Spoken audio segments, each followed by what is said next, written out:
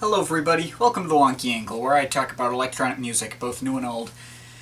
And today, I'm talking about album number 10 from Kraftwerk, Tour de France soundtracks. Right, so you know how I said Kraftwerk had a really long hiatus in between their previous two albums? Well, yeah, there was an even bigger hiatus after Electric Cafe, in between 1986, when that album came out, and 2003, when this one came out, a 17-year gap. The only thing they'd released was The Mix in 1991, which was a collection of remix versions of their old material, which I will be getting to in a separate video. Oh yeah, and the Expo 2000 single in 1999, that was pretty awesome, but it was basically just two new songs. Point is, they'd kind of been quiet for a long time, and on top of that, they lost Karl Bartos and Wolfgang Flür to be replaced by Fritz Hilpert and Henning Schmitz. But 2003 was a special year as it marked the centennial anniversary of the Tour de France,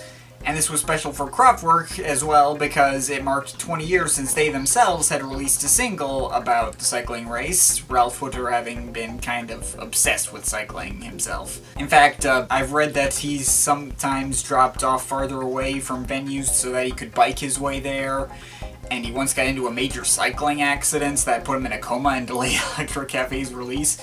Though as can be seen by this album's existence, even that didn't stop him from loving cycling. Now though they were, not even a month late to the race's anniversary, they finally released a new album to commemorate the Tour de France, and while it didn't exactly depict the future of music anymore, people were at least glad to hear something new and substantial from them after such a long time. And then there's my perspective. This album, like everything of theirs post-Computer World, was easily available on iTunes since the time I first discovered them.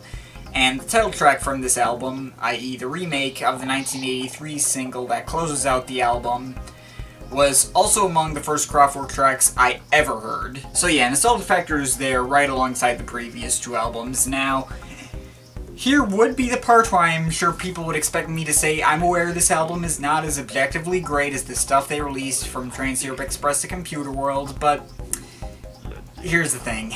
While I'm fully aware, this album is, like Electric Cafe, not a game changer in any way. It follows a lot of already established formulas by genres that were influenced by Kraftwerk, like tech house and minimal techno and that kind of thing. But first of all, I think it might be a bit unreasonable to continually expect Kraftwerk to change the game with every single album. And second of all, I think as far as personal enjoyment goes, only the Man Machine tops it for me.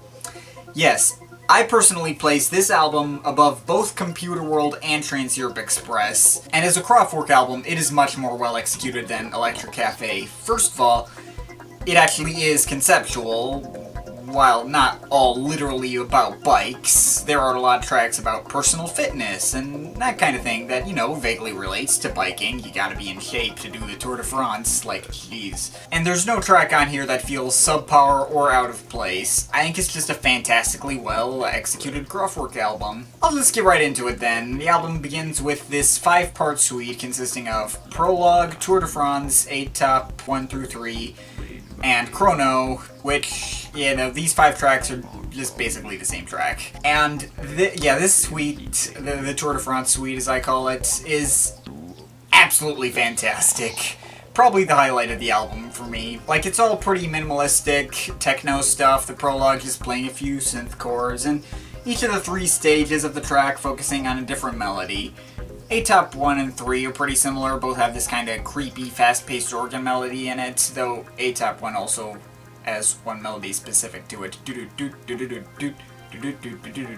And Etape 3 also has some variations on the organ theme, which also carry over to Chrono, which also happens to have this weird atonal variation of that theme as well. It's somehow just as catchy as the rest of the thing. But the best part for me is Etape 2, which focuses on this really cool progression of icy synth chords, and is absolutely beautiful. All the while, throughout the suite, you got lyrics in French about, what else, the race itself and the technology surrounding it. Radio tour information, transmission, télévision, reportage somewhere tout, camera, video et photo. It's mostly on this slow-talking generated voice. Radio tour Information. But on Etape 2, you also got Ralf Hütter kinda singing it like half through a vocoder in double time. Oh, and the percussion track, gotta mention that since, well, man, there's not a lot to it, but it makes its hi-hat kind of resemble bicycle pedaling.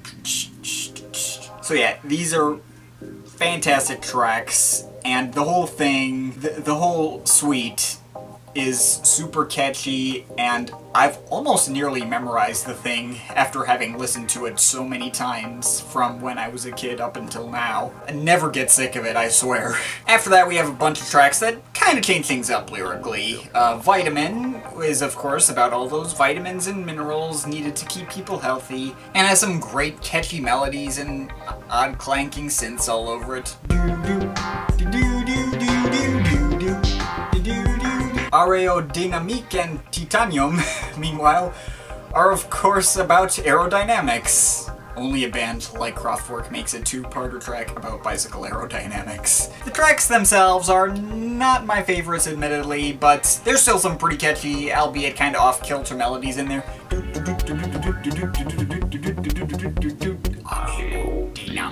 And then Electrocardiogram is another pretty solid track, though a bit darker, with percussion imitating a heartbeat and breathing sound effects.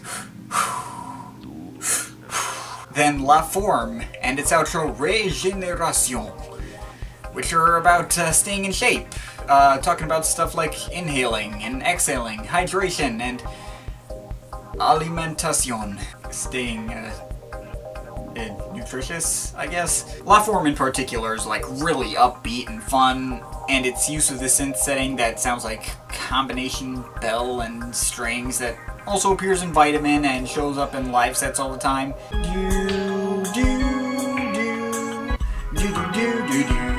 Yeah, I really like this synth setting, and anytime it shows up helps give the track some more atmosphere. So that leaves the title track and closer.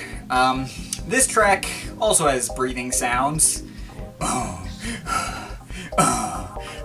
and bike sounds, and lyrics about the layout of the race itself, though of course its most notable quality is the synth melodies, which give the track a cinematic vibe to it. Especially the synths that imitate harps are just beautiful. Obviously the 1983 version sounds different, it's a lot rougher and more lo-fi, though I personally prefer this 2003 version and its more modern flair. I mean, granted, I have much more nostalgia for this version, but there is something about the more polished feel that I think fits better for the song and Kraftwerk's image in general. So now, to close out this review, there is one more thing that needs discussing. As we know, it's now been 14 years since this album dropped, and there's been no sign of a new Kraftwerk album on the way since.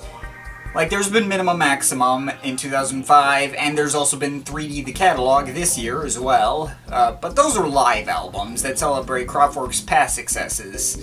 And quite frankly, I hope it stays this way. Kraftwerk have gone their entire career without ever having embarrassed themselves. They hold basically the most legendary name in all of electronic music, but I think if they were to try and shove in another one, this would undoubtedly reflect badly on them. First of all, it's worth noting that Florian Schneider is no longer part of Kraftwerk, having left the band in 2008, leaving Ralf Hütter the sole remaining original member. Some have argued that the fact that Kraftwerk continues to perform to this day is in itself kind of an insult to the band's legacy.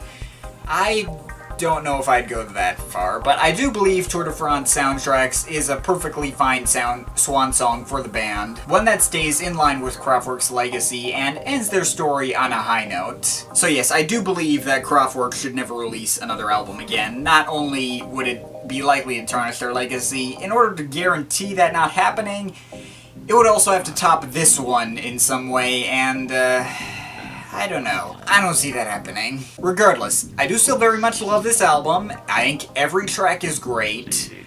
I think it all fits together fantastically well, both lyrically and musically, and has some of the biggest standouts of their career. Not only is it one of my favorite Kraftwerk albums, my second favorite to be exact, it's also one of my favorite albums of all time, and I highly recommend checking it out at some point. I'm overall feeling an 8.7 out of 10. But of course, it's just my opinion, you can feel free to disagree with it, but I'd like to hear your thoughts, so leave the comments in the comment thing down there. But yeah, that's pretty much it. That's all for today. See you next time. Information.